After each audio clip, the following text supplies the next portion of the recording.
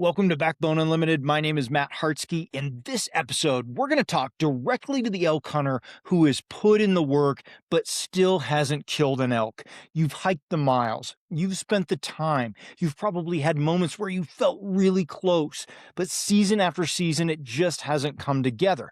That is so frustrating, and it's more common than a lot of people admit. I talk to guys all the time that are in this exact boat. But here's the part you need to understand. This isn't because you're not working hard enough. A lot of elk hunters don't fail because they're lazy. They fail because they're building on the wrong foundation. They might be chasing tactics before they understand elk, or they're trying to call better, move faster, or hunt harder without fixing the core problems that are actually holding them back. If you're not familiar with who I am, I've been hunting and guiding Western big game for over 34 years, and I've been a professional strength conditioning and nutrition coach for more than 30 years, and I'm here to help you become a more successful and consistent elk hunter and outdoorsman.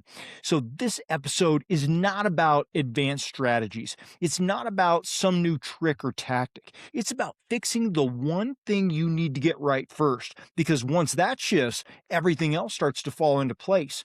I'm going to walk you through what's really going wrong, and more importantly, what you need to do differently if you want to finally break through and kill your first elk. Most elk hunters think they have a skill problem. They think they need to call better, move quieter, glass harder, or get in better shape. And while those things absolutely matter, and you may need to improve them, we usually do need to work on all those all the time, they may not be the real reason you haven't killed an elk. The real problem is likely a lack of structure.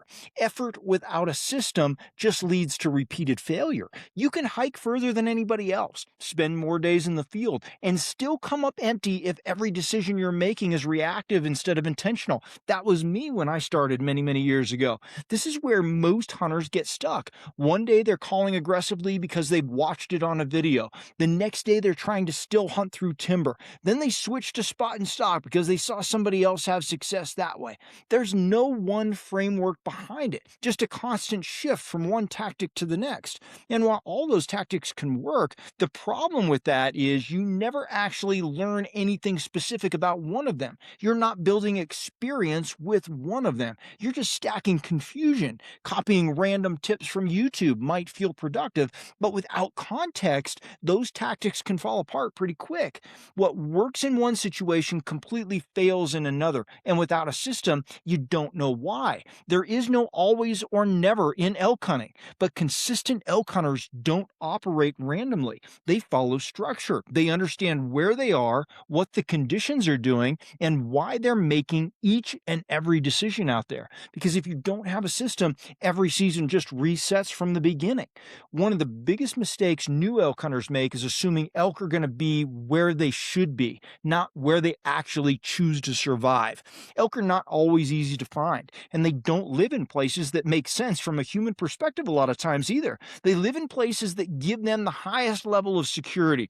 Pressure changes everything. The moment hunting season starts, elk begin adjusting. They move away from roads, away from trailheads, away from more obvious basins that look perfect on a map. And a lot of elk hunters never adjust with them. And somebody's going to comment and tell me that they find elk off the road all the time. That's fine, but a lot of times they're also tucked into places that aren't getting pressure. They might be near roads, but they're not in places where hunters are bumping them out of it, right? Newer elk hunters a lot of times hunt what looks good to them. Big open parks, beautiful drainages, easy to access glassing points. And when they don't find elk, they assume the elk aren't there. But the reality is, elk have already shifted, or they're just nearby. They prioritize security over convenience every single time. That means thicker cover, steeper terrain, less obvious access, and areas where they can use wind and terrain to detect danger early. This is why so much good-looking country ends up feeling empty. It looks okay, but it doesn't function right for pressured elk. A lot of elk hunters stay in accessible terrain because it's easier to hunt, but that's exactly why elk avoid it. If you want to start finding elk, you have to flip your thinking. Stop asking where elk should be and start asking where elk can survive pressure. Because if it's easy for you to get to, it's easy for elk to avoid. Hey, if you hunt public land elk and you're tired of grinding through random seasons, I built the elk hunting series of ebooks for you. Most hunters don't struggle because they lack effort. They struggle because they lack a system. And that's exactly why I built the elk hunting ebook series as a complete progressive framework for Western elk hunters who are done guessing and ready to hunt with intention. Volume 1 is going to be Foundations and Reality. I reset your mindset and expose the assumptions that quietly wreck seasons. In Volume 2, Finding Elk and Understanding Pressure, you'll learn how elk actually move under pressure so you can anticipate instead of react. In Volume 3, Terrain, Wind, and Position, I break down how to use landscape and thermals to consistently create opportunities. In Volume 4, Calling, Silence, and Pressure, sound becomes a decision tool, not an impulse. In Volume 5, Bow Hunting Execution, we're talking about close range strategy so you can finish your encounters. And in Volume 6, Late Season and Post Rut, we're talking about how elk shift after the rut and how to adapt when others quit. This is a system built for consistency. This isn't theory, it's a structured system to help you find elk, read country, and make confident decisions every season. Buy each volume individually or bundle them all to save 50% off at backboneunlimited.com.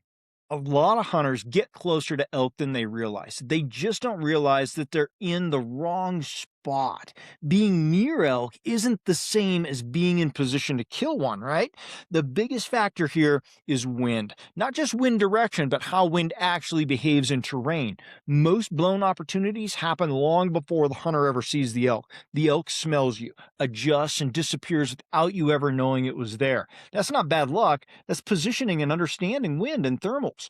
Another common mistake is setting up where you want the elk to be instead of where elk naturally travel. Hunters call from spots that feel good, or sit where visibility is best, or move through terrain that's easy to navigate. But elk aren't moving based on your comfort. They're moving based on terrain and wind and their security with it.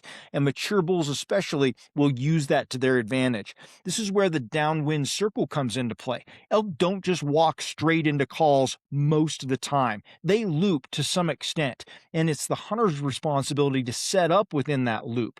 And so sometimes it'll seem like if you're watching a video that elk are coming in on a string, and that's not necessarily true. The hunter and caller positioned themselves to get that elk when he circled to seem like it was coming in on a string. Now, that's because they played the angle, and the elk uses the angle, and they use terrain features to get your wind before they commit. If your setup allows that, you lose every time. Positioning is where everything comes together. Terrain dictates movement, wind dictates approach, and your job is to align yourself with both of those. When you do that right, elk don't just show up. You're already where they're going, because the truth is you're not missing elk, you're just mispositioned. And this is where a lot of hunts fall apart, right in the middle of the action. You hear a bugle, you might get a visual on the elk, the energy spikes, and suddenly everything feels urgent. And instead of slowing down and thinking through the situation, a lot of hunters speed up. They chase the moment. They move too fast. They close distance too aggressively, and they make decisions based on excitement instead of structure. And it feels like you're doing the right thing because you're finally in elk. But that's exactly when most opportunities get blown. Chasing bugles without understanding context is one of the biggest mistakes there. Is that bull moving? Is he bedded? Is he already with cows? What is the wind doing in that exact piece of terrain? Without those answers, you're just reacting, and elk don't tolerate that for long. Mature bulls especially are built for this. They don't give second chances. If something feels off, wind, sound, pressure, they don't wait around to confirm it. They're just gone. Good elk hunters approach those situations differently. They slow down. They read the terrain carefully. They evaluate the wind more often than you would think. They think about where that elk is going next, not where it is right now. They don't chase elk. They build setups that elk naturally move into, because at the end of the day, the difference is simple. Good elk hunters don't chase elk. They create situations elk walk into. One of the hardest things for hunters to do is leave. You've hiked in, you've put time into an area, maybe it looked good on the map, or you saw a little bit of sign early, so you stay. You keep telling yourself it's going to happen, and that can be a trap. Time investment starts to override your reality. Instead of evaluating what's actually happening, you justify staying because of what you're already putting in.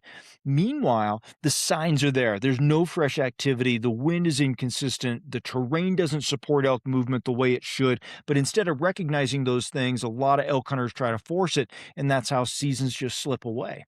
Good elk hunters don't get emotionally attached to spots. They evaluate them pretty quickly and honestly. That's where having a simple system matters. You look at elevation for the season, you assess wind behavior in that area, you look at feed to bed proximity, you consider pressure and access. If those things don't line up, you move, not randomly, but with purpose, because movement without structure is just more guessing. But movement based on evaluation is how you stay in elk.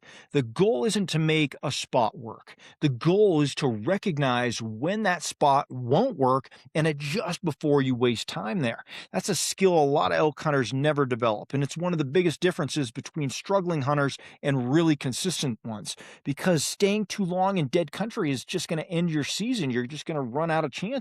If you've killed 0 elk, this is where everything has to reset. Not your effort or your gear, your approach. You don't need more tactics. You need a simple, repeatable system you can rely on every time you step into elk country. Start with location. Are you hunting areas that actually provide security, food, and wind advantage for elk? If not, nothing else matters. Then look at movement. Do you understand how elk are using that area throughout the day, or are you just reacting to what you find in the moment and hoping? Next is positioning. Are you using terrain and thermals to your advantage, or are you constantly putting yourself where elk can detect you before you ever see them? And finally, decision making. Do you know when to commit to an area and when to move on, or are you letting emotion and effort dictate your choices? This is what separates consistent guys from everybody else. They simplify, they strip away the noise, they stop chasing random tactics and start focusing on understanding elk behavior at a deeper level. Because once you understand how elk use terrain, wind, and pressure, you don't need to guess anymore. Everything is going to start to connect for you. And that's the shift you need to make first, because before you try to kill elk, you need to learn how to consistently find them. Killing your first elk is not luck, it's alignment. It's what happens when location, movement, positioning, and decision making all come together at the same time. And most elk hunters are a lot closer to that than they think. They're just missing the structure to make it happen consistently. That's the difference. It's not that you haven't worked hard enough, it's that your effort hasn't been directed the right way. Once you start thinking in systems instead of just random moments, everything is going to tighten up for you. You're going to stop chasing, you're going to stop guessing, you're going to start recognizing what's right and what's wrong a lot faster. And that's when things begin to change. This isn't something you have to wait to apply either. You can take this approach into your next scouting trip, your next weekend in the mountains, or your next season. Start filtering everything you see through this lens. Be honest about what's working and what's not, because once you get it aligned, it only takes one opportunity. And when that moment comes, you're going to be ready for it. Now, if you want to go deeper into elk movement, pressure patterns, terrain positioning, and structured decision making, that's exactly why I built the elk hunting series of ebooks. It's a progressive system designed to help you understand how elk actually use country and how to position yourself accordingly. I have a link to those ebooks in the description. If you want hands-on application and real-time breakdowns, we have an in-person Elk Camp 2026 that is built around this same philosophy: structure, preparation, and execution in real terrain. 90% of Elk Camp is going to be running you through real scenarios. You can check that out at backboneunlimited.com. And if you want ongoing access to the Team Backbone community, classroom, my full digital vault of elk resources, private discussions, and direct communication to me for planning, you can join Team Backbone at backboneunlimited.com underneath our membership tab. Everything we talk about here is connected. Preparation is not a single video, it's a system. Thanks for being here. Until next time, train harder, hunt smarter, and never settle.